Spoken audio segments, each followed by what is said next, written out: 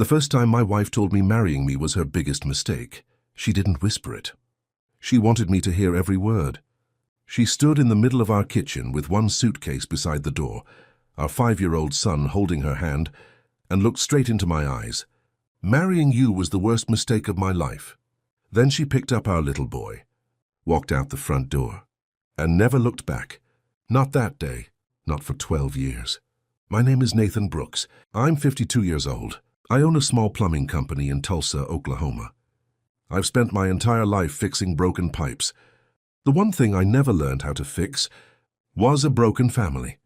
My wife, Rebecca, and I married young. Too young, probably. I was 23. She was 21. Back then, I believed love could survive anything. Long hours, bills, arguments, exhaustion. Turns out, love can survive a lot. Pride usually can't. Our son Liam was born 2 years later. He had Rebecca's blue eyes and my stubbornness. Every evening I'd come home covered in dust and grease, and he'd run across the yard yelling, "Daddy!" Those 5 seconds made every 12-hour workday worth it. Rebecca never liked my job. "You care more about strangers' broken sinks than your own family," she'd say. I tried explaining.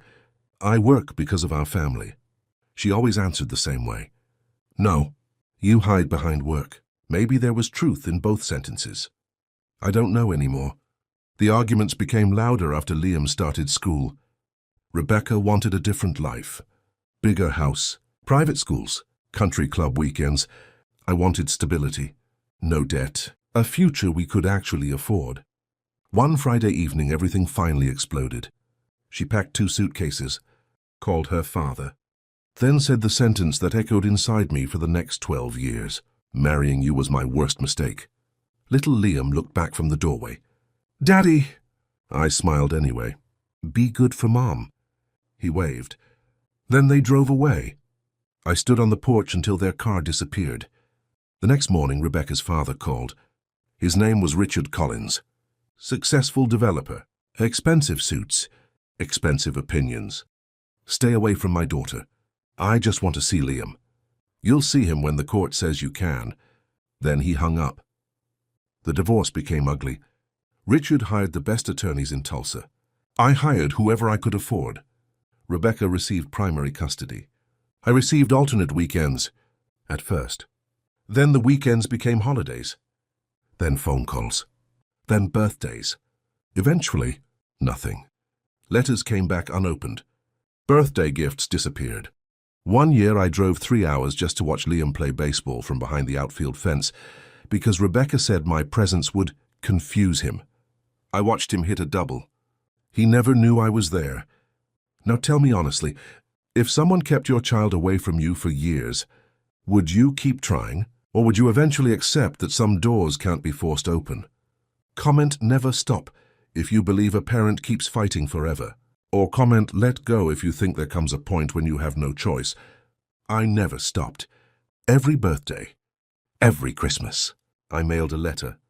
Everyone came back, still sealed. After a while, I stopped expecting answers. But I never stopped writing. Years passed. My plumbing company grew, not into anything spectacular, just enough. I remarried? No. People asked why. The honest answer? Because every time I thought about building another family, I remembered the one I couldn't save. Then one Tuesday morning, 12 years later, my phone rang. Unknown number. "This is St. Francis Children's Hospital." I frowned. "Yes? Mr. Brooks?" "Speaking. We need you to come immediately." My stomach tightened. There must be some mistake. "No, sir." A pause. "Your son needs a bone marrow match." The room disappeared around me. "My son?" "Liam Collins." Not Brooks. Collins. They'd even changed his last name. "We've exhausted immediate family testing." Another pause. "We need his biological father." I didn't ask another question. I grabbed my keys. The drive from Tulsa to Oklahoma City took 100 minutes. It felt like 10 years. When I arrived, a nurse met me outside the oncology ward. "Mr. Brooks? Where's Liam?" "We'll explain everything." "No." I looked straight at her. "I've already lost 12 years.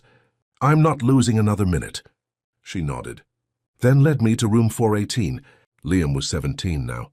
Tall, thin, too thin. The blue eyes were still Rebecca's. The jaw, mine. He was asleep. Machines surrounded the bed. I stood there staring at the boy I'd missed becoming a man. Finally, someone behind me whispered, "Nathan." I turned. Rebecca. She looked 20 years older. Not 12, 20. She wasn't wearing makeup. Her hands shook. Her eyes were swollen from crying. For several seconds, neither of us spoke. Then she broke. "I'm so sorry." Those 4 words carried 12 years inside them. I looked back at Liam. "What happened?" She wiped her face. "Acute leukemia." The word hit harder than I expected. "They need a marrow transplant." I nodded slowly. "The hospital said—" Her voice disappeared. "They said only his father might be a match." Father. The word sounded strange coming from her after so many years. She looked at me again. "I know I don't deserve to ask." She started crying harder. "But I need you." Need. Not forgive. Not understand. Need. I looked at my son sleeping beneath hospital blankets. Then at the woman who once told me marrying me ruined her life. I could have reminded her. I could have asked where she'd been for 12 birthdays, for 12 Christmas mornings, for 12 Father's Days. Instead, I asked only one question. "When do they test me?" The doctor arrived within the hour. Blood work, genetic testing, compatibility screening. Everything moved quickly. While we waited, I sat beside Liam. Rebecca sat across the room. The silence between us carried more history than conversation ever could. Several hours later, Liam woke up. Slowly, his eyes found mine. He frowned. "Mom." Rebecca stood. "Liam." He looked at me again. "Who?" She took a deep breath. "That's your father." The room became completely still. Liam stared at me, for what felt like forever. Then he asked the question I'd been fearing for 12 years. "Why weren't you around?" Rebecca closed her eyes. Tears rolled down her face. Before I could answer, she did. "Because I made sure he wasn't." Silence.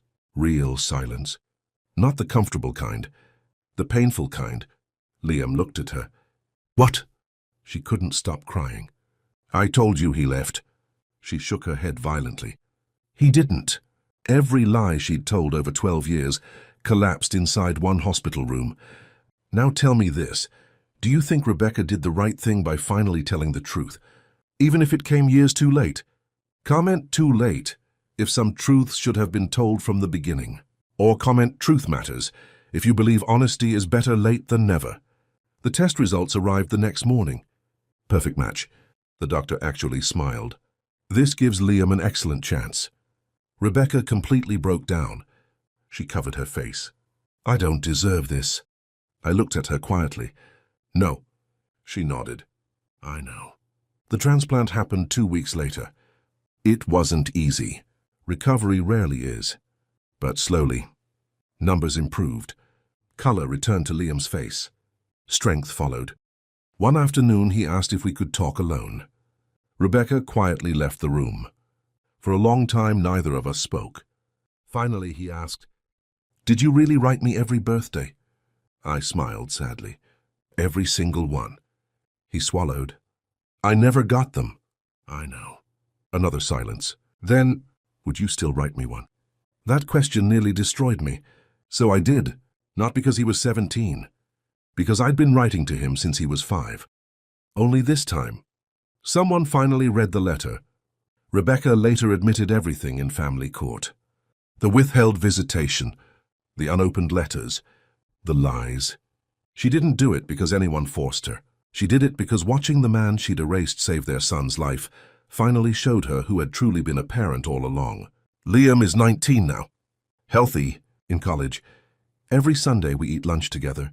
Sometimes Rebecca joins us. Sometimes she doesn't. We are not married again. Some bridges can be rebuilt. Others simply become places where people learn. The last time Rebecca left after dinner, she paused beside my truck. I was wrong. I looked at her. About what? She smiled sadly. The worst mistake of my life. She wiped one tear away. Was believing my pride mattered more than letting my son know his father. She got into her car, drove away, and this time, I didn't watch her disappear, because the little boy who once waved goodbye from the back seat now walks beside me every Sunday. Sometimes life doesn't give you back the years you lost, but every now and then it gives you the chance to make sure you don't lose the years you still have.